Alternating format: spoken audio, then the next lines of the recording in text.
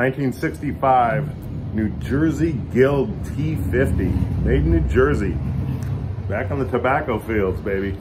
This is old. Unmolested, completely unmolested. This guitar is as fresh as the day it came out of the factory. Whoever owned it loved it. This is about the worst of the finish problems right here, that little teeny chip, but the rest of it is absolutely beautiful. Well, a few little scratches, belt buckles, but no problems anywhere else that I can see.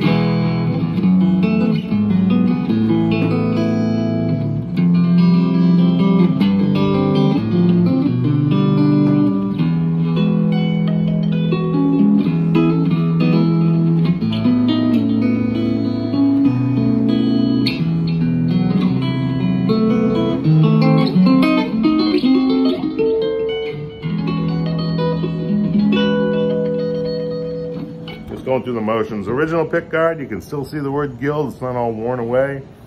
Comes with the original chipboard case. $1,900 cash. This can be yours. Oops, there.